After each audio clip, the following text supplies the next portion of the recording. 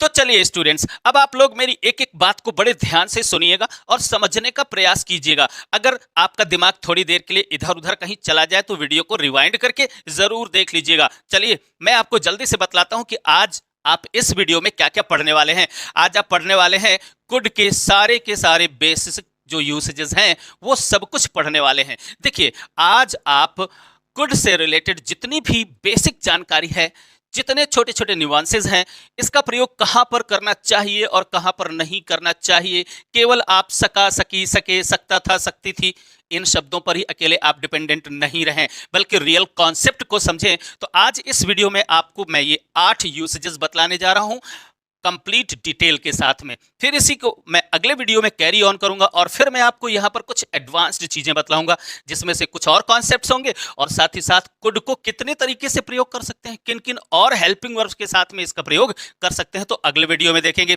तो चलिए अब वीडियो को यहां पर शुरू करते हैं और देखते हैं इसका पहला यूसेज। पहला यूसेज क्या है? देखिए भाई, यहां पर पास्ट एबिलिटी, बहुत अच्छे से समझने का प्रयास कीजिएगा। चलिए मैं आ जाता हूं उस सीधी एक स्लाइड पर और अब आप यहां पर देखो, कुड का प्रयोग करने जा रहा हूं मैं वर्ब की फर्स्ट फॉर्म के साथ, और ऐसे हिंदी सेंटेंसेस जिनके अंत में कभी सकता हूं लगा होगा, कभी सकता था लगा होगा, कभी सका लगा होगा या सका था लगा होगा, पाया या पाया था या पाता ऐसा कोई शब्द लगा होगा। लेकिन ध्यान से सुनिएगा, सिर्फ इन्हीं अकेले शब्दों को देखकर बस तुरंत डिसीजन न लेना कि वहां पर अब कुड का ही प्रयोग होगा। जी हाँ, अब आपको वो छोटे छोटे नुआंसेस समझने पड़ेंगे। तो चलिए पहला कॉन्सेप्ट देखते हैं, पास्ट एबिलिटी। कुड का प्रयोग हम करते हैं पास्ट में, यानी बीते हुए समय में किसी व्यक्ति के द्वारा किए जाने वाले एक्शन। ध्यान दीजिए, ये वर्ब की फर्स्ट फॉर्म में जो ये वो एक्शन है जिसको कर पाने की एबिलिटी को शो किया जाए। ध्यान दीजिए, कर पाने की एबिलिटी, किए जाने को नहीं, यानी वो एक्शन अभी हुआ नहीं, केवल उसकी हो पाने की एबिलिटी, यानी किसी की क्षमता, शक्ति, सामर्थ्य आदि को बतलाने के लिए आपको कुड का प्रयोग करना होता है। अब उसी कड़ी में मैं धीरे धीरे करके आपको सारी बातें क्लियर करता हूं। अब यहां पर जरा देखिए, यहां पर कुछ खास लिखा हुआ है, लिखा है यूज ऑफ, यानी used as past form of can. ध्यान से सुनिए, जहां पर आप कैन का प्रयोग करते हैं, सकता है, सकती है, इसका प्रयोग वैसे भी कैन के मैं सारी यूसेजेस आपको पिछले वीडियोस में बता चुका हूं। तो जहां पर आप कैन का प्रयोग करते हैं और जब कैन को पास्ट फॉर्म में यूज करने की जरूरत पड़ जाए तो फिर आप वहां पर क्या करेंगे, उसे कुड के रूप में यूज करेंगे। अब ये सेंटेंसेस आपके सामने है, जल्दी से जरा देखिए क्या लिखा हुआ है। उसने कहा कि मैं तुम्हें दौड़ में हरा सकता हूं। उसने कहा, एक सेंटेंस ये है, फिर एक ये कंजंक्शन है, फिर एक सेंटेंस ये है, सकता हूं बाद में लगा है सकता हूं। और साधारणतः हम सकता है कि अंग्रेजी कैन या मे बनाते हैं, लेकिन चूंकि यहां पर दौड़ में हरा सकना यानी हराना वास्तव में क्या है, ये एबिलिटी होती है। ठीक, अब जब एबिलिटी की बात करते हैं तो हम कैन का प्रयोग प्रेजेंट सिचुएशन में करते हैं और कुड का प्रयोग पास्ट सिचुएशन में। लेकिन यहां पर तो ये प्रेजेंट सिचुएशन है, क्या कैन का प्रयोग करें, ऐसा ट्रांसलेशन बनाए। ही सेड, उसने कहा, क्या कहा कि, अब ये कंजंक्शन हो गया, मैं तुम्हें हरा सकता हूं, तो आई कैन, क्या मैं ये लिखूं, I can beat you in a race, मैं तुम्हें हरा सकता हूं, ये वर्ब की फर्स्ट फॉर्म है, यू इन अ रेस, क्या ऐसा लिखें? तो नहीं भाई। अब अच्छे से समझिए, यहां पर इस कैन को पास्ट फॉर्म में लिखना होगा आपको। क्यों भाई, क्यों ऐसा लिखना होगा?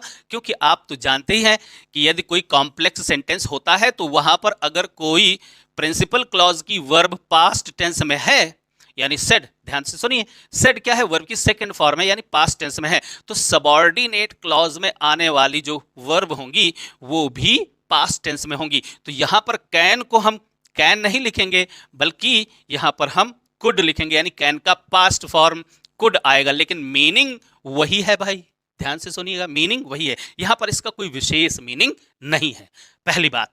अगला सेंटेंस देखिए, उसने मुझे बताया, ये भी वैसा ही सेंटेंस है, ही टोल्ड मी, ये भी वास्तव में ये प्रिंसिपल क्लॉज हो गई और ये पास्ट की क्रिया हो गई। अब ये सबऑर्डिनेट क्लॉज है, यहां पर भी आप कैन नहीं कर पाया, यहां पर पाया लगा हुआ है, वह अपना काम करने में समर्थ नहीं हुआ। समर्थता के लिए ही तो हम कैन या कुड का प्रयोग करते हैं। तो जी हाँ, यहां पर पास्ट एबिलिटी को तो ये भी एबिलिटी ही है, यहां पर भी आप कुड का ही प्रयोग करेंगे।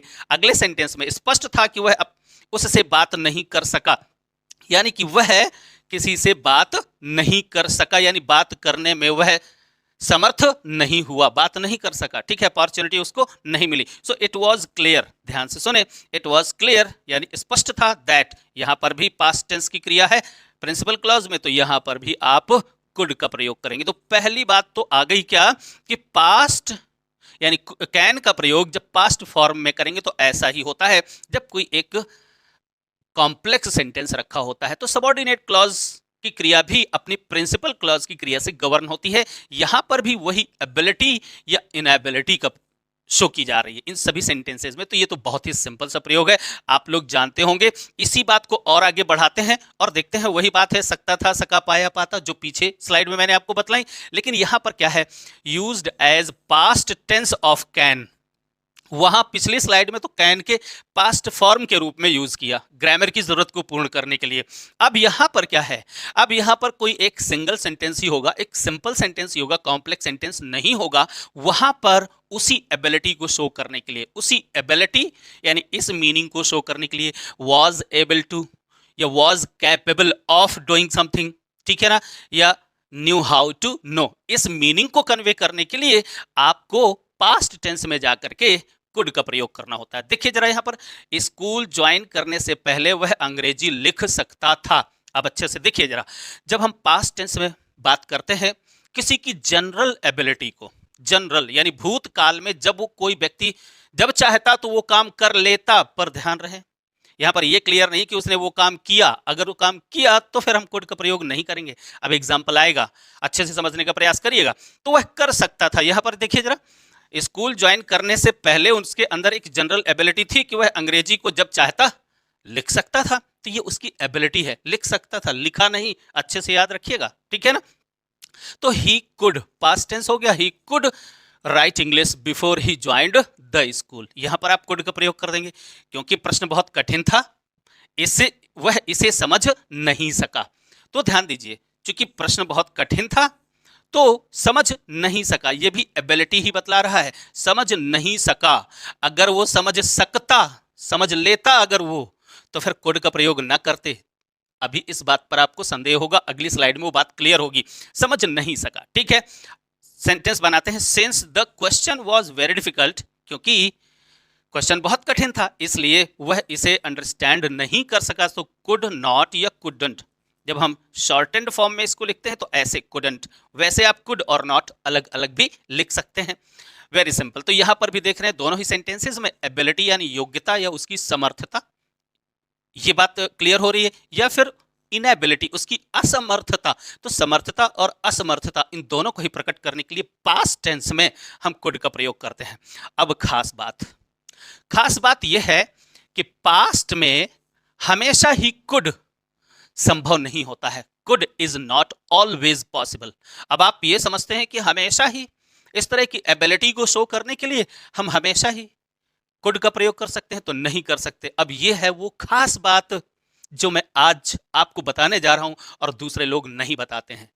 ध्यान से सुनिए जरा, देखिए कॉन्सेप्ट लिखा है, could is not normally used to say that somebody did something on one occasion in the past.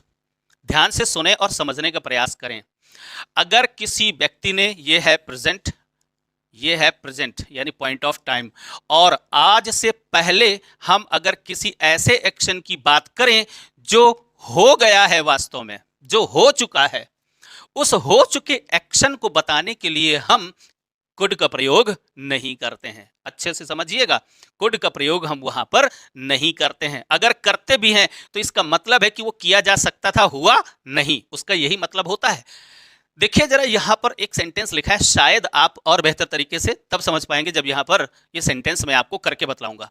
मैं कल 1 घंटे के अंदर 10 किलोमीटर दौड़ सका। ध्यान दीजिए, यहां पर भी सका लगा हुआ है, सेंटेंस के अंत में क्या लगा है, सका। तो इस सेंटेंस का मतलब क्या है, अच्छे से समझो। कल मैं 1 घंटे के अंदर 10 किलोमीटर दौड़ सका, यानी मैंने दौड़ लिया ना, यही तो इस सेंटेंस का मतलब है। दौड़ सका, इसका मतलब ये काम हुआ, ये काम हो गया। अब अगर कोई काम पास्ट में हो चुका है, उसके लिए आप कुड का प्रयोग नहीं करेंगे। ये बात आप अच्छे से याद रखिए, भले ही वहां पर सका लगा हो या सकता था लगा हो, ठीक है। तो आप यहां पर आई कुड रन, अगर आप ये सेंटेंस लिखेंगे तो ये सेंटेंस गलत होता है भाई, क्योंकि इसका मतलब ये है, इस सेंटेंस में अगर कुड का प्रयोग किया तो इसका मतलब यह है कि I could run 10 kilometre yesterday, मैं कल 10 किलोमीटर दौड़ सकता था 1 घंटे के अंदर अंदर, लेकिन दौड़ा नहीं। ध्यान से सुनिए, यही तो होती हैं मॉडल्स। मॉडल्स भाई क्या होती हैं? मॉडल, सबसे पहले वीडियो में मैंने आपको बतलाया था कि मॉडल्स वो वर्ब्स होती हैं जो वास्तव में घटित हो चुकी यानी डेफिनेट घटनाओं को नहीं बतलाती, ऐसी पास्ट की या प्रेजेंट सिचुएशन में या फ्यूचर की वो क्रियाएं जो घटित नहीं हुई, उनकी पॉसिबिलिटी को बतलाने के लिए हम मॉडल्स का प्रयोग करते हैं। अन्यथा फिर हम जो प्राइमरी ऑक्सिलरीज होती हैं उनका प्रयोग करते हैं। तो इस सेंटेंस को अगर ऐसे ट्रांसलेट कर दिया कुड का मतलब, तो इसका मतलब यह हो गया कि मैं कल 1 घंटे के अंदर 10 किलोमीटर दौड़ सकता था, बट दौड़ा नहीं। ध्यान से सुनिए, दौड़ सकता था, मेरी एबिलिटी थी कि मैं दौड़ लेता, लेकिन दौड़ा नहीं। लेकिन इस सेंटेंस का मतलब क्या है, जरा अच्छे से समझिए। इस सेंटेंस का मतलब है कि मैंने कल 1 घंटे के अंदर 10 किलोमीटर दौड़ा, यानी ये काम दौड़ना, ये वाला काम हो चुका है, कल हुआ ये काम। और जो काम हो जाता है, डेफिनेट हो गया कि वो हो गया, उनको बतलाने के लिए आपको मॉडल्स की जरूरत नहीं होती, बल्कि प्राइमरी ऑक्सिलरीज की जरूरत होगी। तो यहां पर इस सेंटेंस को ट्रांसलेट करने का दूसरा तरीका है, और दूसरा तरीका क्या है भाई?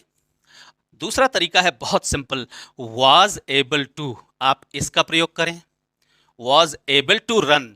चूंकि आपने दौड़ सके आप, यानी दौड़ लिया, इसका मतलब है कि अब आप प्राइमरी ऑक्सिलरी का प्रयोग करेंगे, मॉडल्स का नहीं। या फिर इसे आप और दूसरे तरीके से भी लिख सकते हैं। कैसे? आई मैनेज्ड टू रन, आप ऐसे भी लिख सकते हैं, आई मैनेज्ड टू रन।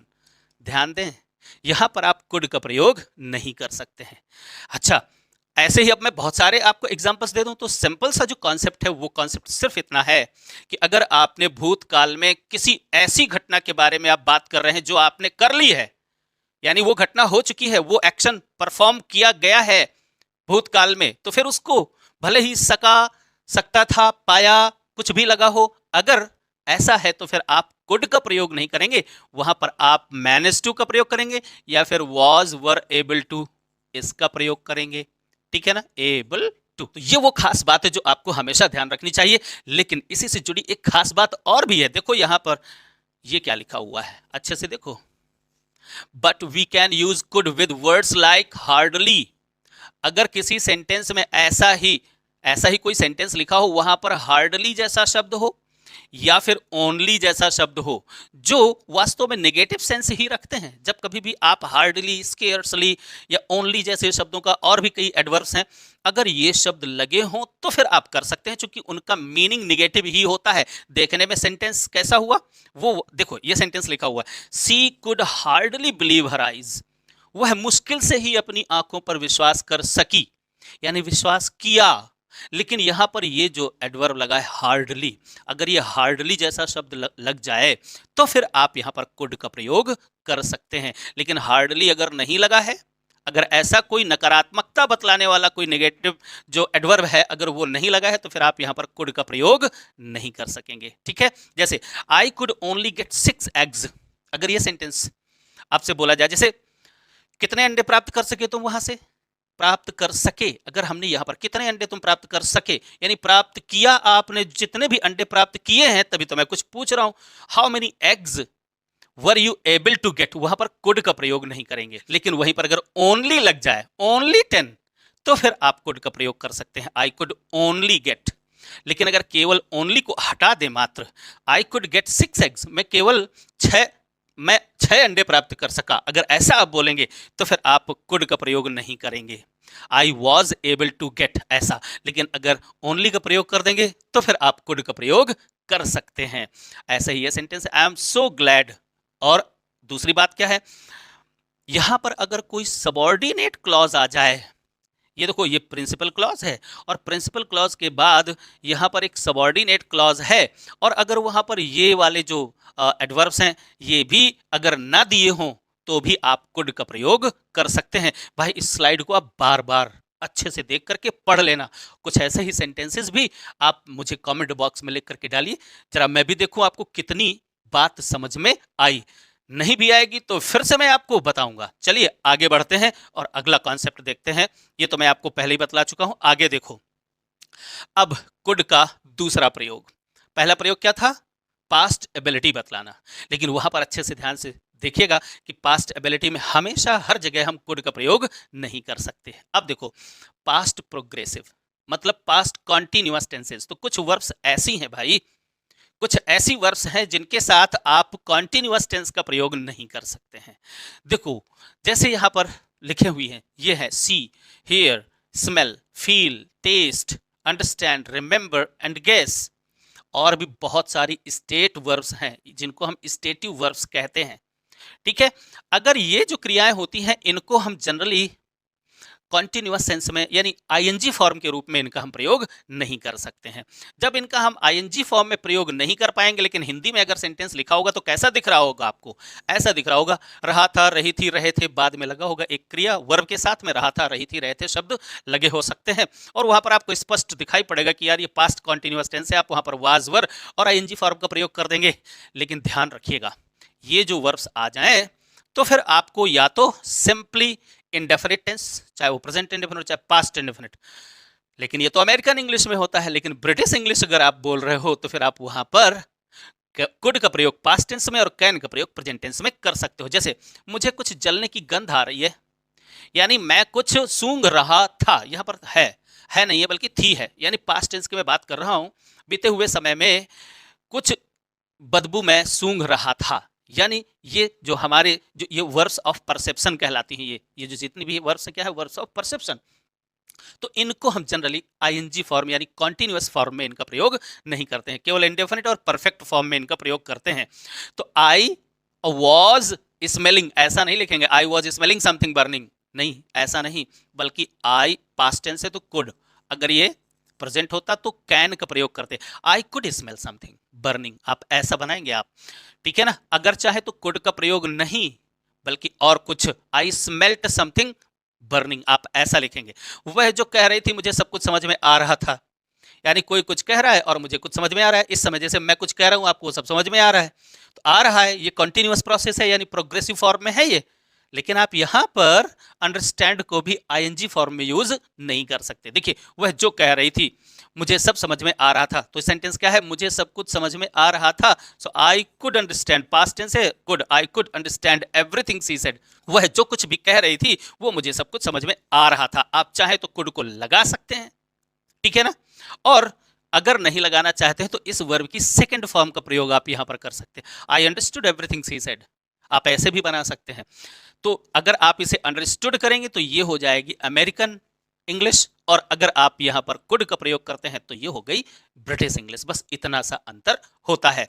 मैं किसी को बुलाते हुए सुन रहा था, यानी मुझे सुनाई पड़ रहा था कि कोई किसी को आवाज दे रहा है, इसको भी आप ऐसे ही बोलेंगे, कैसे? I could hear, I could hear, I was hearing नहीं बल्कि आई कुड हियर, मैं सुन सकता था या सुन रहा था, वही मीनिंग है। ठीक, अच्छा चलो आगे बढ़ते हैं। और अगला जो कॉन्सेप्ट है वो क्या? अब अच्छे से देखिए, अभी तो मैं पास्ट टेंस की बात कर रहा था, अब प्रेजेंट एंड फ्यूचर सिचुएशंस में भी हम कुड का प्रयोग कर सकते हैं, लेकिन बहुत सावधानी के साथ। देखिए प्रेजेंट सिचुएशन या फ्यूचर सिचुएशन में जब कभी हम केवल और केवल किसी से परमिशन मांग रहे हो, अच्छे से ध्यान से देखो, अनुमति मांगने के लिए हम कुड का प्रयोग कर सकते हैं, बट अनुमति देने के लिए नहीं।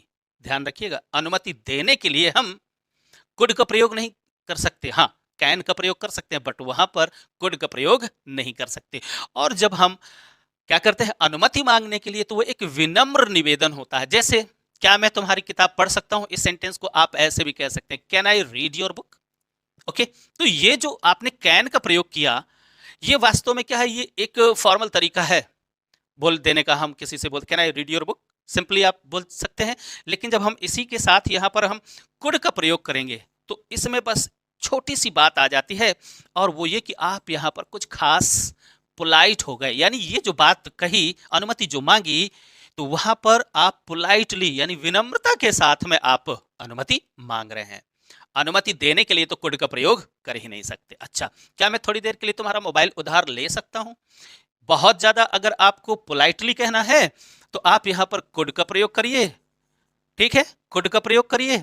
और एक खास बात और, ये जो प्रयोग होता है परमिशन मांगने के लिए, ये केवल क्वेश्चन फॉर्म में होता है, क्वेश्चन फॉर्म में। असर्टिव सेंटेंसेस में आप कुड का प्रयोग नहीं कर सकते। तो क्वेश्चन फॉर्म में आप इन हर जगहों पर आप क्या कर सकते हैं, कुड का प्रयोग करेंगे। क्या मैं तुम्हारी गाड़ी से एक छुट्टी के लिए बाहर जा सकता हूं? तो आप यहां पर could I take your car out for a short trip, ठीक है। तो ऐसे सेंटेंसेस, यानी अगर आप किसी से परमिशन मांग रहे हैं और अपनी विनम्रता को दिखाना चाहते हैं, तो विनम्रता पूर्वक किसी से परमिशन लेने के लिए कैन से ज्यादा अच्छा कुड का प्रयोग किया जाता है। अब चलिए आगे बढ़ते हैं और अगला पॉइंट देखते हैं। अगला पॉइंट है मेकिंग अ पोलाइट रिक्वेस्ट। ध्यान दीजिए, रिक्वेस्ट करने के लिए साधारणतया हम जनरली बोल लेते हैं इंपेरेटिव सेंटेंसेस, बट अगर उन्हीं इंपेरेटिव सेंटेंसेस में अगर रिक्वेस्ट कर रहे हैं, भाई परमिशन और रिक्वेस्ट में अंतर क्या है? यहाँ पर जो परमिशन की मैं बात कर रहा हूँ, ये क्वेश्चन फॉर्म में मैं किसी से परमिशन ले रहा हूँ, ठीक है ना, किसी का कोई सामान मैं यूज कर रहा हूँ और उससे उसकी अनुमति ले रहा हूँ कि मैं उसका सामान यूज कर लूँ। लेकिन यहाँ पर जो रिक्वेस्ट होती है वो क्या होती है? वो किसी से आप कुछ करवाते हो। देखो जरा यहाँ पर, क्या कृपया आप मेरी थोड़ी मदद करेंगे?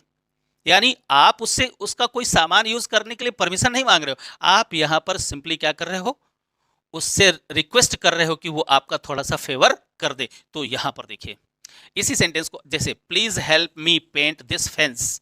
अगर आप कोई फेंस को, यानी दीवार, कोई बाहरी दीवार है और उस दीवार पर आप पेंट कर रहे हो यानी पुताई कर रहे हो, तो किसी से हेल्प मांग रहे हो, कुछ करने के लिए निवेदन कर रहे हो, तो वहां पर एक साधारण सा तरीका है ये, please help me. Imperative sentences है, इस तरीके से आप लोग रिक्वेस्ट करते हो। लेकिन अगर उसी रिक्वेस्ट को और अधिक पोलाइट बनाना चाहो, तो प्रेजेंट सिचुएशन को शो करने के लिए, या फ्यूचर, यहाँ पर ये देखो आपको देखने में लगेगा ये फ्यूचर, लेकिन इमीडिएटली आप किसी से आमने सामने बात कर रहे हो तो वो ऑलमोस्ट प्रेजेंट ही होता है। तो क्या करें आप, यहाँ पर क्या है, कुड यू प्लीज, आप ऐसे यूज कर सकते हैं, could you please help me a bit. आप चाहें तो इसी कुड के स्थान पर वुड का प्रयोग भी कर सकते हो। वुड यू प्लीज, आप यहां पर वुड यू प्लीज, ठीक, could you please help me a bit, ऐसे। तो वुड यू या कुड यू का प्रयोग कर सकते हैं। हालांकि आप कैन का भी प्रयोग ऐसे कर सकते हैं, लेकिन ये ज्यादा विनम्रता को यानी पोलाइटनेस को शो करते हैं। जैसे, क्या तुम मेरी कुछ फोटोग्राफ खींच सकते हो? सामने कोई बंदा है, आपको कुछ फोटोग्राफ्स क्लिक करनी है, आप उससे रिक्वेस्ट करना चाहते हो और विनम्रता के साथ में रिक्वेस्ट करना चाहते हो कि भाई यार हमारी फोटो खींच लो, सीधी सीधी टेक सम, देखो ये आदेश जैसा लग रहा है, take some photos of me, मेरी कुछ फोटोज ले लो। तो ये क्या हो गया, ये सीधा सीधा एक ऑर्डर जैसा लगता है। प्लीज लगा दोगे अगर, तो ये थोड़ी सी एक फॉर्मल सी रिक्वेस्ट हो जाती है, ठीक है ना। लेकिन अगर आपने यहाँ पर कुड यू अकेले भी कह दिया, प्लीज नहीं भी अगर आपने लगाया, तो भी मतलब वही है, could you take some photos of me. तो देखने में ये जरूर इंटरोगेटिव सेंटेंस लग रहा है, क्योंकि हेल्पिंग आ गई, फिर सब्जेक्ट आ गया, फिर वर्ब आ गई, बाद में क्वेश्चन मार्क भी लगा हुआ है। दिखने में जरूर ये इंटरोगेटिव सेंटेंस लगता है, बट ये होता वास्तव में इंपेरेटिव सेंटेंस ही है, और एक खास प्रकार का, जिसमें अति विनम्र निवेदन किया जाता है। ऐसे ही आप यहाँ पर भी कुड का प्रयोग कर सकते हो। कुछ ऐसे ही सेंटेंसेस आप भी बनाकर और कमेंट बॉक्स में ड्रॉप कीजिए। चलिए आगे बढ़ते हैं, और अगला पॉइंट है मेकिंग सजेशंस, सुझाव देने के लिए। जरा इसको पढ़ो, ये कॉन्सेप्ट मैंने लिखा है।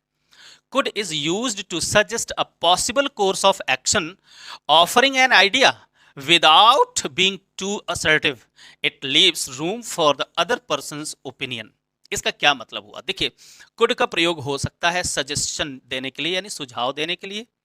किसी कोर्स ऑफ एक्शन माने जो एक्शन होने जा रहा है आगे, 1 2 3 4 एक्शन, तो ऐसे एट रैंडम किसी को सजेस्ट करना, ठीक है ना। और एक आइडिया ऑफर करते हैं, भाई अब क्या किया जाए, कोई किसी ने कहा यार अब क्या किया जाए, तो अब यहां पर क्या किया जाए आगे, तो एट रैंडमली आप किसी को सजेस्ट कर सकते हैं, यार चलकर फिल्म देख सकते हैं, ऐसी कोई बात अगर कही जाए, तो वो क्या होता है, वहां पर एक खास, हम बहुत ज्यादा असर्टिव नहीं है, बहुत ज्यादा जोर दे करके नहीं कह रहे हैं, बल्कि आइडिया दिया है, केवल आइडिया के लिए दिया है। और यहां पर उस आइडिया को देते समय क्या है कि दूसरे पर्सन, यानी जो दूसरे व्यक्ति से जिसको हम आइडिया दे रहे हैं, उसके ओपिनियन के लिए भी जगह होती है। अगर वो चाहे तो ठीक है, न चाहे तो, यानी एक हल्की फुल्की सुझाव मात्र होता है कुछ काम करने के लिए। जैसे हम एक नया रेस्तरां आजमा सकते हैं, तुम्हें क्या ठीक लगता है? अब मैं किसी से बात कर रहा हूं, तो मैं यहाँ पर सिंपली यार जैसे अब 2 दोस्त बैठे हुए हैं, उनको कुछ करने के लिए नहीं, यार क्या किया जाए, ये भी कर लिया वो भी कर लिया, किसी में सफलता नहीं मिली। तो अब एक फ्रेंड कह रहा है, यार चलो हटाओ सारी बातें छोड़ो, हम लोग एक नया रेस्तरां ही आजमा करके देख लेते हैं या देख सकते हैं। एक साधारण सा सुझाव है, बहुत ज्यादा उस पर जोर नहीं दे रहा है वो। तुम्हें क्या ठीक लगता है यहाँ पर? ये भी यानी उसकी राय भी मायने, हमने अपनी जो थोड़ी सी सुझाव है वो तो दे दिया। ऐसे सुझाव देने के लिए आप कुड का प्रयोग करेंगे, वी कुड ट्राई। अब यहां पर आप कैन का प्रयोग नहीं कर सकते। शनिवार को हम एक पिकनिक का आयोजन कर सकते हैं, तुम क्या चाहोगे? देखो ये आगे भविष्य की बात है। शनिवार, आज तो मंडे है, शनिवार की मैं बात कर रहा हूं, तुम क्या चाहोगे? पिकनिक पर चला जाए, एक सुझाव है मेरा। तो ऐसे सुझाव देने के लिए हम यहाँ पर कुड का प्रयोग करेंगे, न कि कैन। हम यहाँ पर कैन का प्रयोग नहीं कर सकते हैं। आगे बढ़ते हैं और देखते हैं अगला पॉइंट। अगला पॉइंट है यानी कुड का प्रयोग कर सकते हैं ऑफर करने के लिए। अपनी सेवाओं को, यानी आप कुछ किसी के लिए करते हो, वो ऑफर करने के लिए आप कर सकते हो। जरा देखो, could is used to make an offer of assistance, यानी किसी की सहायता करने के लिए आप खुद अपनी तरफ से जाकर के और उसे ऑफर कर रहे हो कि मैं भी आपकी मदद कर दूं। ऐसी असिस्टेंस को अगर आप, ऐसी किसी सहायता के लिए अगर आप ऑफर करते हो, और suggesting a willingness to help without being imposing. देखिए, आप थोप नहीं रहे हो, जबरदस्ती जाकर के नहीं थोप रहे हो कि नहीं यार लाओ मैं तुम्हारी मदद कर ही दूं, लाओ मैं तुम्हारी ऐसा कर ही दूं। नहीं, थोपना नहीं है, बिना इम्पोज किए हुए। हाँ, आप केवल एक ऑफर किया, भाई मदद करूं क्या मैं, ऐसा अगर आप बोलते हैं तो जरूरी नहीं कि वहां पर आपको ये सकता ही लगा हो, भाई मदद करूं क्या मैं तुम्हारी इस काम को करने में। नहीं नहीं ठीक है, कोई बात नहीं। तो ये जो आपने मदद करने की ऑफर दिया, इस ऑफर को शो करने के लिए आपको कुड का प्रयोग करना होता है। आई कुड हेल्प यू, आप ऐसा बोलेंगे, I could help you, do you need anything, किसी चीज की जरूरत है, तुम्हें कुछ चाहिए, मैं सहायता कर दूं, क्या मैं तुम्हारे लिए कुछ लेकर आ सकता हूँ? कोई बैठा हुआ है, मेरे पापा जी बैठे हुए हैं, पापा जी चाय लेकर आऊं, अगर ऐसा भी कुछ कहना है, मैं आपके लिए लेकर आ सकता हूं, ऐसा कुछ, तो फिर आप ऑफर करने के लिए कुड का प्रयोग कर सकते हैं, दोनों असर्टिव सेंटेंसेस में भी और इंट्रोगेटिव सेंटेंसेस में भी। तुम यह समस्या हल करने में मेरी मदद, तुम्हें यह समस्या हल करने में मेरी मदद चाहिए, अगर ये सेंटेंस है, तुम्हें यह समस्या हल करने में मेरी मदद चाहिए, तो मैं कोई भी समय तैयार हूं। ठीक है, तैयार हूं, तुम्हें चाहिए तो भाई मैंने ऑफर किया है, तुम्हारी सहायता करने के लिए मैंने ऑफर किया है। Simply, if you need help solving this problem, तो आई कुड, आई कैन नहीं बल्कि आई कुड। हाँ, कैन का भी प्रयोग कर सकते हो, बट वो थोड़ा सा और ज्यादा क्या हो जाता है, थोड़ा इम्पोजिंग हो जाता है। तो इम्पोज नहीं करना है, दबाव नहीं डालना है, ठीक है ना। आप सिर्फ यहाँ पर इस तरह से कुड का प्रयोग कर सकते हो। चलो आगे बढ़ते हैं, और अगला पॉइंट है एक्सप्रेसिंग पॉसिबिलिटी। यहाँ पर बहुत सारे दिक्कतें आ जाती हैं बच्चों को, क्योंकि जब पॉसिबिलिटी की बात आती है, संभावना की बात आती है, तो जब चांसेस हों, ऐसा होने के चांसेस बहुत ज्यादा हैं, अगर ऐसा कुछ कहना है तो वहां पर आप कैन का प्रयोग नहीं कर सकते हैं। वो सिचुएशन कैसी है, अच्छे से जरा देखो।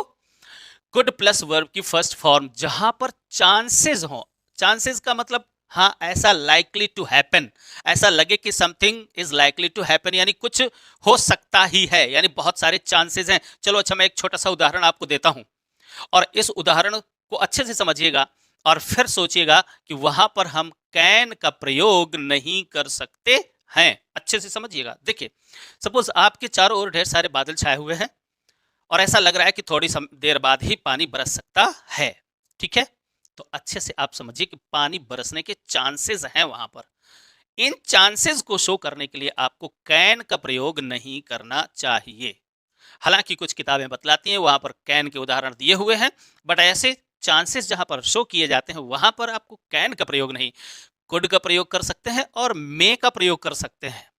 मे का प्रयोग, ठीक है। माइट का प्रयोग तब करते हैं जब कम चांसेस होते हैं, और मे का प्रयोग जब ज्यादा चांसेस होते हैं, तो मे का प्रयोग करिए और फिर कुड का प्रयोग करिए। जैसे शायद कल बारिश हो सकती है, हाँ चांसेस हैं कल बारिश हो सकती है, कुछ ऐसा मौसम बन रहा है कि कल बारिश हो सकती है, तो एक बड़ी दूर की संभावना को प्रकट करने के लिए भी आप यहां पर माइट और कुड का प्रयोग कर सकते हैं। देखिए, it could rain, it could rain tomorrow, में भी हो सकता है कल पानी हो, ऐसा अगर सेंटेंस है तो वहां पर आप कुड का प्रयोग कर सकते हैं। इट माइट रेन टुमारो, ऐसा भी आप कह सकते हैं।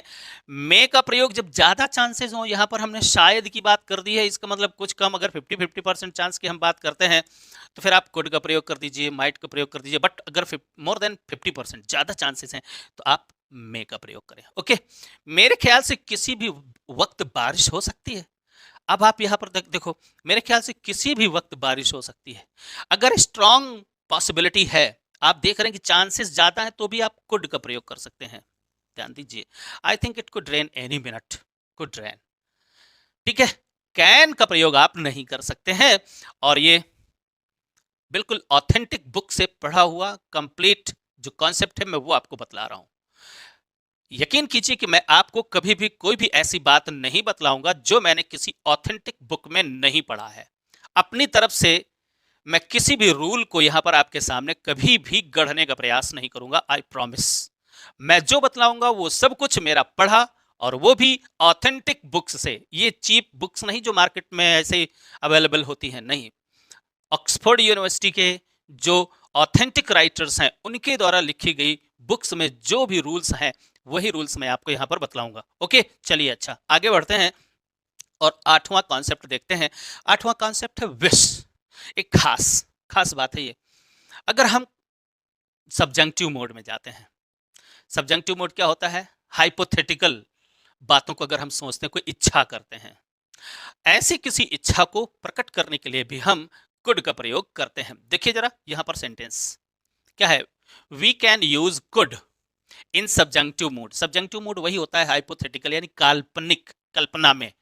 ऑल्सो हाइपोथेटिकल और अनरियल सिचुएशंस, जब कोई ऐसी काल्पनिक और अनरियल, अवास्तविक सिचुएशंस में हम किसी इच्छा को प्रकट करें, तो वहां पर आप कुड का प्रयोग कर सकते हैं। देखिए आई विश, यहां पर मैं चाहता हूं कि मैं दुनिया भर के अद्वितीय स्थानों की यात्रा कर सकता, की नहीं अभी तक, कर सकता। ध्यान दीजिए, तो यहां पर मैं बस केवल एक हाइपोथेटिकल बात कर रहा हूं। मैंने अभी तक किया नहीं है अभी तक, और करने के चांसेस भी नहीं, बस केवल क्या है, मैं अपनी इच्छा को है प्रकट कर रहा हूं। So I wish I could travel. यहां पर इस तरीके की इच्छाओं को प्रकट करने के लिए आप कुड का प्रयोग कर सकते हैं। काश कि मैं किसी दिन अपने पसंदीदा सेलिब्रिटी से मिल सकता, मेरा पसंदीदा जो सेलिब्रिटी है, काश मैं मिल सकता, मेरी इच्छा है ये। इसी को सब्जेक्टिव मूड बोलते हैं। सो आई कुड का ही प्रयोग करेंगे आप। मैं चाहता हूं कि मैं फ्रेंच भाषा में बोल सकता, मुझे फ्रेंच की एबीसीडी भी नहीं आती है, लेकिन इच्छा है कि मैं फ्रेंच भाषा बोल सकता। ये भी एक हाइपोथेटिकल सिचुएशन है। आई विश आई कुड, आप यहाँ पर आई wish I could speak fluent French, कुछ ऐसा। काश कि मैं गिटार इतना प्रोफेशनली तरीके से बजा सकता, गिटार अभी छूना भी नहीं आता है, लेकिन मैं क्या करूं, इच्छा करूं। तो इफ ओनली आई कुड, आप इस तरीके से कुड का प्रयोग विश को शो करने के लिए भी आप कर सकते हैं। बस भाई, यहां पर आकर के अब मैं लास्ट में फिर से आपको बतला देता हूं कि कुड के ये 8 बेसिक यूसेजेस मैंने आपको बतलाए। अभी इन्हीं बेसिक यूसेजेस, हाँ ये वो बेसिक यूसेजेस हैं जहां पर सभी लोग कुड का प्रयोग, इनका इतने जो यूसेजेस हैं ये तो हर एक को आने ही चाहिए, और वो भी छोटी छोटी नुआंसेस के साथ में। लेकिन कुछ और एडवांस्ड कॉन्सेप्ट्स हैं, वो एडवांस्ड कॉन्सेप्ट्स हैं कंडीशनल सेंटेंसेस में बहुत ज़्यादा प्रॉब्लमेटिक हो जाएगा। जब मैं सेकंड कंडीशनल में आपको कुड का प्रयोग, वैसे कंडीशनल सेंटेंसेस में क्या होता है, वहां पर एक इफ क्लॉज होती है, और इफ क्लॉज के बाद में अगर वो प्रेजेंट टेंस में होती है तो हम आगे जो क्लॉज होती है उसको फ्यूचर टेंस में बनाते हैं। लेकिन वहां पर हम कुड का प्रयोग भी कर सकते हैं। कैसे करेंगे, बड़ा मजेदार है और काफी बड़ा टॉपिक है, इसको समझाने में टाइम लगेगा। रिटोरिकल डिवाइस के रूप में भी कुड का प्रयोग कर सकते हैं, तो ये एडवांस्ड लेवल हो जाता है। Adding angry emphasis spoken importance का है, जब आप लोग इंग्लिश में बातचीत करते हो तो वहां पर कुड का प्रयोग इसके अलावा और भी है। ठीक है, फिर और ज्यादा इंपॉर्टेंट बातें ये हैं भाई, क्या है, इतनी ढेर सारी। कुड का प्रयोग हमने वर्ब की फर्स्ट फॉर्म के साथ करके देख लिया। अब मैं आपको कुड बी का प्रयोग, कुड बी प्लस वर्ब की third form, could have been, could have और वर्ब की थर्ड फॉर्म, फिर कुड हैव टू का प्रयोग, फिर कुड हैव हैड, और फिर कुड हैव हैड टू का प्रयोग। ये सारे के सारे स्ट्रक्चर्स बड़े ही इंपॉर्टेंट है। लेकिन भाई मेरे अच्छे से सुनो, यहां पर मैं आपको बतला देता हूं कि ये बेसिक हैं। सारी मॉडल्स के जितने भी बेसिक्स हैं वो मैं आपको फ्री ऑफ कॉस्ट दे रहा हूं। ये सारे पेड वीडियोज हैं जो एडवांस लेवल में आएंगे। केवल और केवल आपको 59 रुपीज की मेंबरशिप ले लेनी है। ₹59 कितने, 59 की मेंबरशिप। आप जाएंगे चैनल में, जैसे ही आप देखेंगे सब्सक्राइब बटन के ठीक बगल में एक ब्लू कलर की ज्वाइन बटन लगी होगी, उसको आपको टच करना है। सिंपली एक छोटा सा 59 रुपीज का एक रिचार्ज कर लेना है, सारे के सारे एडवांस्ड वीडियोस आप वहां पर देख सकते हैं। तो इस वीडियो में इतना ही, अब बहुत जल्द मिलते हैं अगले वीडियो में।